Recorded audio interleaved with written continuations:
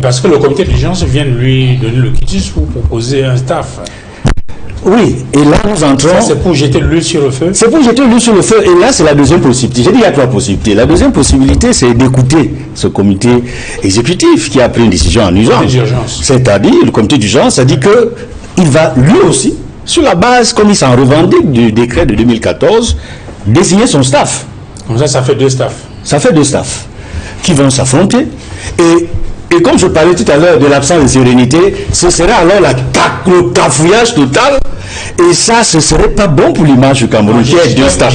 Je suis dans la deuxième possibilité que je vais terminer. Je suis avec des gens qui me disaient, alors dès qu'il va nommer ce staff-là, il va prendre fonction où il va travailler, où il va être payé par qui. Et ces gens qu'il va désigner là, ils entreront au pays comment? Qui va leur signer le visa dans les ambassades du Cameroun? Ils vont jouer dans quel stade? Ils vont jouer dans quel stade? Avec l'ONIES. Ils vont jouer dans quel stade?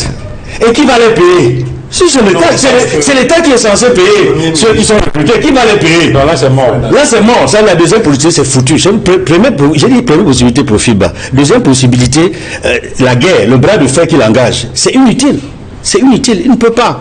On risque d'être suspendu. On risque d'être suspendu même, par la FIFA. Pour nous, quel est votre avis? Je voulais rappeler que dans cette affaire-là, il y a eu, le 12 mars, une correspondance du président de la Fédération camerounaise de football adressée au ministre des Sports et faisant des propositions justement du staff technique. Et là, on pouvait voir que dans la proposition qui a été faite, Hervé Renard, qui demandait 2 400 000 € par an, Dos Santos Pesero, 1 500 000 €, Fabio Cannavaro, 1 500 000 €. Et justement, le MINSEP, dans sa correspondance du 5 avril 2024, pour répondre au président de la Fédération camerounaise de football, estime que ces prétentions salariales sont exorbitantes et que la condition qui accompagne cela, à savoir que les moyens logistiques soient mis à la disposition de ce staff technique 2 semaines avant, et bien pour le MINSEP, cela était intenable au regard des difficultés de trésorerie auxquelles l'État fait face et que, bien évidemment, il fallait revoir, enfin, ce sont les éléments qu'il a donnés dans sa correspondance du 5 avril. Aristide Monod, en écoutant les uns et les autres sur cette affaire-là, cette question-là, est-ce qu'elle est essentiellement juridique ou il s'agit des batailles de personnes? Déjà, Duval, il faut rappeler que ça fait depuis, je crois, 2021, depuis l'arrivée de Samuel Eto'o, je ne m'intéresse pas du tout à la gestion de la FECAFOOT ou du football, ou du moins je n'en parle même pas du tout. La preuve en est que peut-être sur plus de 400 chroniques déjà produites sur Equinox Radio, je n'ai jamais traité des problèmes, des questions liées à la gestion du foot. Ce n'est pas parce que je n'aime pas le football ou je n'aimerais pas voir ce sport roi au Cameroun se porter bien. Mais c'est juste que je me suis rendu compte qu'avec l'arrivée de Samuel Eto'o, toute critique est considérée comme une démonstration de l'aigreur personnelle. Ça veut dire qu'à chaque fois qu'on veut critiquer la gestion d'Eto'o, c'est parce que on est jaloux de ses performances ou alors il bénéficierait comme ça d'une immunité à la critique populaire parce qu'il serait une icône. C'est comme si être icône exemptait les uns et les autres de la critique du citoyen lambda. C'est comme si, parce qu'on s'appelle Zidane, on peut violer une petite fille dans un quartier sans toutefois que les gens en fassent tout un débat parce qu'il faut protéger l'icône. Je crois que il faut parfois être rationnel et savoir que la gestion de l'État ne s'encombre pas de ses subjectivités. Lorsqu'on a affaire à gérer une affaire publique comme la FECAFOOT, certes une association mais reste publique, il faut être froid et adopter la même rigueur qu'on pourrait avoir vis-à-vis du président Paul Biya. Chacun de nous est Paul Biya à son petit niveau, y compris au niveau même domestique, c'est-à-dire à la maison. Il faut que les enfants aient la liberté de pouvoir critiquer, évaluer votre action. Alors, je me prononcerai en disant que c'est une affaire qui interpelle un cartel. C'est une affaire, oui, un cartel, voilà, autant pour moi. C'est le cartel du 6 novembre. Les gens du 6 novembre, les gens de 82. C'est leur affaire. Donc c'est une affaire interne au système, une affaire intra-système. Nous ne sommes que des œufs Et chez nous, il y a un dicton étonne qui dit que qu'est-ce que les œufs partent chercher dans les festivités organisées par les bâtons. Nous ne sommes que des bâtons. Nous ne sommes que des œufs. Ils sont des bâtons. Si on reprend les propos, alors les expressions de M. L. Molinexio, qui est l'un des éléments de ce cartel répressif et oppressif, on dirait que nous sommes des vendeurs d'œufs. Donc on ne peut pas facilement mettre notre bouche dans cette histoire, parce qu'on risque de prendre un coup pour rien.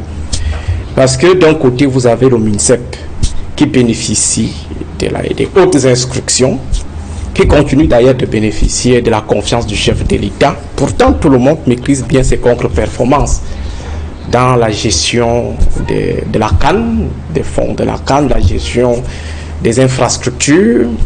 La dernière contre-performance en date étant l'affaire McGill, État du Cameroun. On a vu le ministre, il a pondu plusieurs communiqués nous annonçant qu'il y aura reprise imminente. Jusqu'aujourd'hui, on attend cette reprise comme l'enfant de Siraj et de Minko. Alors, de l'autre côté, vous avez un autre élément qui s'est positionné comme égérie du renouveau, M. Samuel Eto'o-Fils, qui, à défaut de s'abstenir, comme peut-être Mboma, a décidé de prêter son image à l'ordre répressif de Yaoundé jusqu'à rentrer dans la dialectique du papier et du môme. Cette dialectique qui puise dans la mariologie de Mondosé, qui sanctifiait, louangeait, glorifiait la première dame. Samuel Eto'o glorifie la première dame. Il glorifie le président de la République. Lorsque le Cameroun est en situation complexe en 2018, on s'attend à ce que les échecs du renouveau puissent servir de base d'ascension de l'opposition au Cameroun. La CAF veut enlever la CAN au Cameroun. En tout cas, il a déjà pris sa décision, mais il faut officialiser. Eto'o participe à l'arrivée de Ahmad Ahmad parce qu'il ne fallait pas que la chose soit annoncée avant les élections, sinon ça allait provoquer une désaffection dans le camp du renouveau, dans ce qui aurait pu apporter leur voix au chef de l'État et qui sont des amoureux du football.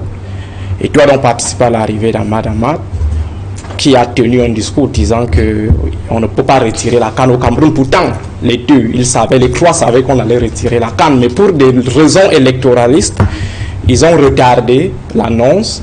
Et au sortir de cette communication avec le chef de l'État, Samuel Eto'o dit qu'il faut qu'on apporte le soutien à Paul Biya, parce que lui, pas les Camerounais, parce que lui, s'il est ce qu'il est aujourd'hui, c'est grâce au chef de l'État. On aimerait bien comprendre à quel moment Paul Biya agit dans la carrière de Samuel Eto'o. Donc il s'est positionné comme égérie du système. Il a flirté avec le système. Il continue d'ailleurs de flirter avec le système parce que il rappelle à tout le monde qu'il a les bras longs de jour comme de nuit. Ne peut avoir les bras longs de jour comme de nuit au Cameroun que c'est lui qui est dans une situation de concubinage aggravée avec le renouveau. Alors dans ce genre de situation, qu'est-ce que le citoyen lambda peut dire? Le citoyen que je suis, dans une histoire qui oppose deux enfants de Paul Biya, deux enfants de Mom, deux enfants du renouveau, ceux-là qui ont les bras longs et de jour ou de nuit.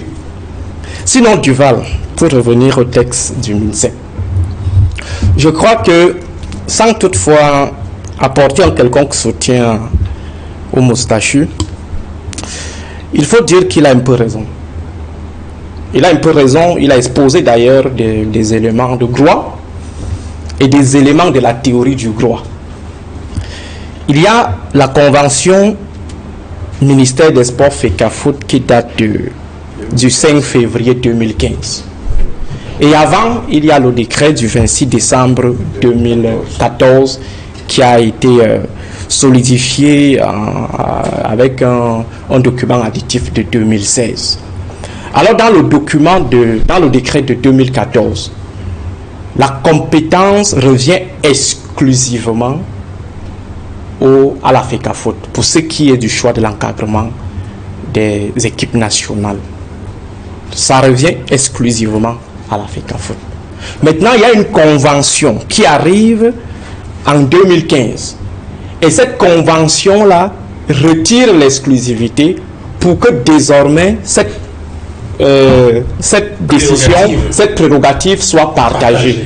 Il est dit, soit par la FECAFOOT, après avis obligatoire du MINSEP, soit sur la base d'une mise à disposition par l'État.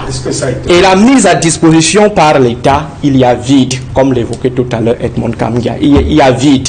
À ce moment, quand il y a vide, il faut peut-être un arbitrage et les plus rusés peuvent utiliser. Mais là où le MINSEP semble avoir raison, il a évoqué d'ailleurs ces deux principes qui sont connus des théoriciens du droit, le lex posterior et le lex specialis, pour la gouverne de nos téléspectateurs. Lex posterior veut dire la disposition ultérieure abroge la disposition antérieure. Quand elles sont du même niveau, la disposition ultérieure, c'est le décret du chef de l'État et postérieure, c'est la convention. Continuez, monsieur. Excusez. Ce n'est pas le même niveau. Excusez. La disposition ultérieure abroge la disposition antérieure. La disposition ultérieure, c'est la disposition de la convention. Et la disposition antérieure, c'est le décret. Alors, dans ce principe, la disposition ultérieure, ça veut dire la disposition qu'on a pris après, à au-dessus sur la disposition qu'on a pris avant. Quand c'est deux décrets, écoutez, parce que je crois que c'est là où le ministre vient mettre en déroute le principe de la hiérarchie des normes juridiques qui est balancé par le camp et tout. Oui. Deuxième élément, il convoque le principe de l'ex spécialiste qui dit tout simplement ceci: les dispositions spécifiques prévalent sur les dispositions générales. Ça veut dire on a une disposition générale qui est contenue dans le décret et on a une disposition spécifique, c'est-à-dire que le Cameroun qui finit de signer un accord de manière globale et qui après signe un mini-accord. C'est ça la disposition spécifique qui l'emporte. Et je pense que sur ces deux éléments, je ne suis pas un juriste, je rentre juste dans la peau du MINSEP et j'essaie d'exposer pour que les uns et les autres puissent voir qui a raison, qui a tort. C'est pourquoi j'ai évoqué ces deux principes qui sont soutenus, qui sont convoqués par le MINSEP, à savoir la disposition ultérieure abroge les dispositions, la disposition antérieure, et les dispositions spécifiques prévalent sur les dispositions générales. Et je crois qu'à partir de cette base-là, il y a de quoi prêter une attention particulière à ce que à ce que les exécutifs précédents, ça veut dire avant Eto'o, ont eu à élaborer. Parce que je ne sais pas s'ils ont été conséquents en signant cette convention avec le MINSEP, en acceptant partager l'exclusivité du choix du personnel des encadrements techniques. Mais pour ce qui est de ma modeste position, en tout cas j'ai juste exposé, pour ce qui est de ma modeste position, je crois qu'il y a d'abord ruse juridique et en plus il y a une instrumentalisation politique du droit, pour revenir sur le concept du professeur Fabien Cotte. Ça veut dire que dans un échange entre deux acteurs qui luttent dans un champ autre que le droit, il y a un acteur qui décide de s'appuyer sur le droit pour mettre l'autre, pour filer le chaos à l'autre. Et je pense que dans le cas d'espèce, Eto'o est dans un terrible combat. J'allais dire Eto'o est harcelé. Eto'o est persécuté. Seulement, il y a des instruments de droit qu'on peut activer pour le tenir. Il y a également d'autres éléments sur lesquels le régime va appuyer pour étrangler davantage Eto'o. Eto'o est dans une situation de rapport de force, je ne sais pas si c'est politique, mais ça ressemble un peu à cela. Donc on n'est pas du tout dans le terrain du droit. Les acteurs utilisent juste le droit pour pouvoir mettre leur vis-à-vis au sol. Et ce que j'aimerais rappeler à l'attention de Samuel Eto'o et d'autres qui veulent être des égéries du renouveau, qui veulent apporter leur voix au renouveau, c'est que Le système que M. Biya a confectionné est un système vicieux. Une seule personne sortira vainqueur de la partie, ce n'est que M. Paul Biya et personne d'autre. Lorsqu'Eto s'appuie sur ses bras longs de jour comme de nuit pour clamer sa puissance, je crois qu'il ne mesure pas la froideur de l'ogre de 82, la froideur du renouveau. Le renouveau a broyé plus puissant qu'Eto fils. Je dis bien plus puissant. Ça veut dire des acteurs qui pouvaient mettre en difficulté le système de Biya. Marafa Hamidou a été puissant. Edgar Alain Benko était puissant. Il a géré la défense. Il a géré la défense. Il a géré la sûreté nationale. Il a géré la préfectorale. Alors, Dieu seul sait quels sont des éléments qu'il a eu à fabriquer sur le terrain et qu'il pouvait activer à tout moment pour mettre le système en difficulté. Alors, s'il a pu, M. Biya, a pu mettre tous ces gars KO, et Joatitus d'ailleurs, on lui reconnaissait des pouvoirs supra. Ça veut dire mystique. On disait il est un terrible mec, je ne sais pas dans quelles histoires. Il avait été on disait il avait été ceci, il avait été cela. Mais quand Biya a décidé de broyer Titus et Joa, il a essoré. Il est devenu aujourd'hui l'ombre de lui-même. Donc ce que Eto doit savoir, c'est que l'arène dans laquelle il s'est incrusté, les gens qu'il a eu à soutenir, on me dira que c'est de son droit, mais qu'il assume tout simplement. Parce que lorsqu'on fait le choix de dealer avec maman, il faut faire des efforts de ne plus servir un autre Dieu. C'est comme ça que le système Biya fonctionne. On va dire, il a eu à faire des dons. Moi, j'ai toujours pensé que le plus grand don qu'Eto aurait pu faire au peuple camerounais, c'est de mettre son aura à la disposition de la lutte contre les injustices au Cameroun. C'est bien beau de donner, de faire des petits dons, de donner des sous, de donner ceci, mais on n'est pas des réfugiés. En tant que citoyen, il devrait, pour moi, il devrait prendre fait et cause pour les en bas d'en bas et se positionner comme celui-là qui est l'enfant de Newbel, qui aimerait que cette histoire d'enfant de Newbel cesse au Cameroun. Et à défaut, s'abstenir et rester comme Mboma au lieu de servir de géri d'un ogre oppressif et répressif qui est en train de le broyer aujourd'hui. Pierre-Emmanuel Biya, je voudrais avoir, au regard, n'est-ce pas, de cette confusion dans l'espace sportif camerounais, qu'est-ce qu'il faut faire? Est-ce que le moment n'est pas venu pour les différentes parties de trouver un terrain d'entente pour éviter une autre humiliation du Cameroun? Je dois rappeler que dans quelques semaines, je crois en juin, nous avons 2 matchs importants comptant pour les éliminatoires de la prochaine Coupe du Monde de football. Et nous avons un entraîneur, staff qui a été nommé, qui doit en principe entrer en scène et commencer à travailler justement pour préparer ces matchs importants pour les échéances à venir. Mais en même temps, on apprend que le comité d'urgence de la Fédération camerounaise de football a donné quitus au président de la fédération de faire des propositions de son staff technique. Alors, de toute évidence, là, on est loin de la sérénité tant recherchée pour l'équipe nationale de football pour laquelle, justement, le président attend des résultats importants dans les 2 prochaines séances. Duval, merci. Merci de m'avoir posé cette question. Je profite d'abord de l'occasion pour adresser mes salutations patriotiques à tous les militants et sympathisants du MSC qui sont incarcérés injustement, il faut bien souvent le préciser, injustement et illégalement dans les différentes prisons du Cameroun par le régime de Yaoundé. Je leur renouvelle notre solidarité et nos salutations patriotiques et je les rassure également que nous continuons à rester aux côtés de leurs familles en tant que parti politique pour les assister et assister également leurs enfants.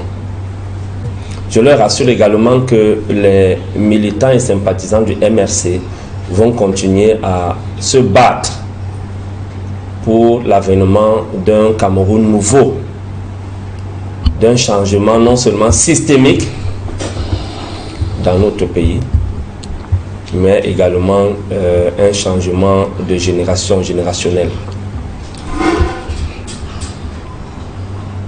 Aujourd'hui, le Cameroun fait face à des enjeux très costauds du point de vue politique, économique et même social. N'oubliez pas que nous sommes toujours en proie à des différentes crises sécuritaires qui ont paralysé l'économie de notre pays et que nous sommes à la veille des élections dont les enjeux dépassent tout autre enjeu dans notre pays actuellement. Et donc, vous allez m'excuser, monsieur Duval Fangwa, je ne vais pas me prononcer sur le football qui n'est qu'une distraction que le régime de Yaoundé, de Paul Biya, a mis en place et est en train d'activer depuis un certain temps pour distraire davantage et égarer les Camerounais. L'opinion publique doit rester focalisée sur ce qui nous attend. Il y a d'aucuns qui sont en train de parler du Sénégal aujourd'hui, mais sachez qu'on ne pourra pas opérer le même changement qui se produit au Sénégal actuellement en continuant à passer le temps à gérer les affaires